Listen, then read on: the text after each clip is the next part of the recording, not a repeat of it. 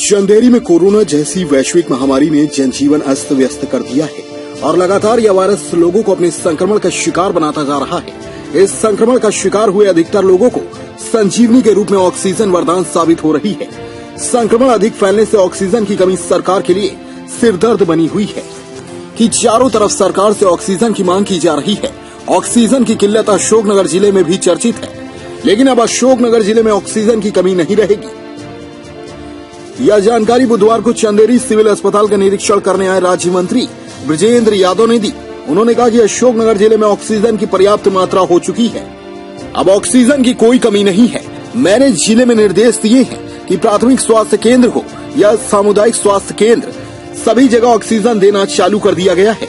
उन्होंने स्पष्ट किया कि चंदेरी सिविल अस्पताल में ऑक्सीजन के लिए कोई परेशान नहीं होगा। बीएमओ के बताए जाने पर ऑक्सीजन की पूर्ति की जाएगी और आगे भी अधिक ऑक्सीजन उपलब्ध कराएंगे।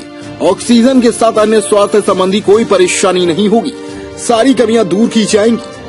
बता दें कि डॉक्टरों की कमी से उपस्थित डॉक्टर और मरीजों के बीच होती है शिकवा शिकायतें। कोई चिंता करने की जरूरत नहीं है, सब ईश्वर को भरोसा रखो, बढ़िया मस्त रहो, खुश रहो, ठीक हो जाओ, कोई दिक्कत नहीं। कोई ऐसी बीमारी नहीं है, इसमें हिम्मत नहीं आना चाहिए, मस्त रहो, बस नहीं आने तो बीमारी है, चलत रहना। चंदेरी सिविल अस्पताल में वर्तमान समय से ही नहीं बल्कि पिछले कई वर्षों से डॉक्टर व स्टाफ की कमी से जूझ रहा है और आज जब महामारी के चलते अस्पताल में मरीजों की संख्या अधिक हुई तो अस्पताल में उपस्थित डॉक्टर और मरीजों के बीच कहासुनी होने लगी।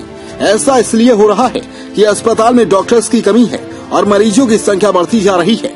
बढ़ती मरीजों की संख्या को सिर्फ 2-3 डॉक्टर्स ही दिन रात एक करके मरीजों का उपचार कर रहे हैं। निरीक्षण के लिए आए मंत्री जी से मरीजों ने स्वास्थ्य संबंधी अव्यवस्थाओं के बारे में शिकायतें की, जिस पर मंत्री जी ने उनकी शिकायतों का समाधान किया।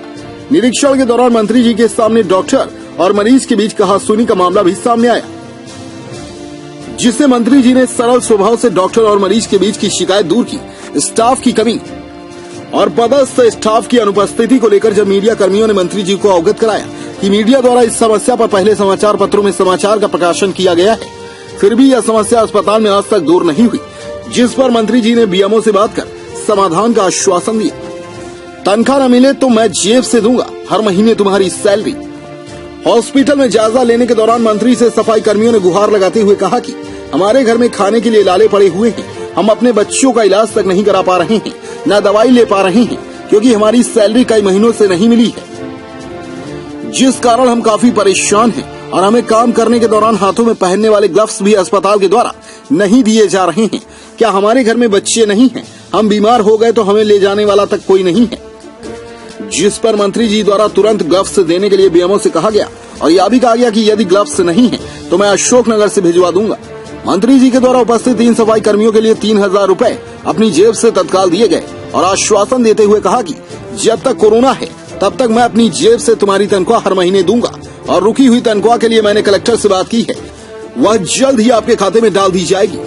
निरीक्षण के उपरांत मंत्री जी ने नगर के प्रशासनिक अमले को रेस्ट हाउस में बुलाकर कोरोना कर्फ्यू का सख्ती से पालन कराए जाने की हिदायत दी और कहा कि स्थिति गंभीर है, लोगों पर समझाइश के साथ सख्ती बरतना भी जरूरी है। सर मेरे पास कोई व्यवस्था नहीं है, अभी बच्चों के लिए 10 रुपए की दवा ले लूंगा। सर मुझे वो राशि नहीं चाहिए सर, 1 महीने की तनख्वाह मैं दे रहा हूँ, मैं दे रहा हूँ सर। मेरे वहाँ कर्मचारी की वो भी दिक्कत, सारे कर्मचारियों को आज के बाद मैं दूंगा, आज के बाद मैं दूंगा। अगर तुम्हारे कर्मचारी को तनख्वाह नहीं मिलेगी तो मैं दूंगा, उसकी आप चिंता नहीं। ठीक है, बिल्कुल ठीक है। डॉक्टर साहब आज के बाद जो कर्मचारी आ रहे हैं ना, ये 5 लोग, ये अगर नियमित आते हैं इनकी हाजिरी भरो और इनकी आने वाले आज के बाद से अपने आसपास की हर छोटी बड़ी खबर देखने के लिए हमारे channel police bureau creates news को बेल आइकन दबाकर सब्सक्राइब करें, जिससे आपको हर खबर समय से मिलती रहे। अधिक जानकारी के लिए हमसे संपर्क करें। हमारे कॉन्टैक्ट नंबर हैं 9039011886 एवं 9770229999।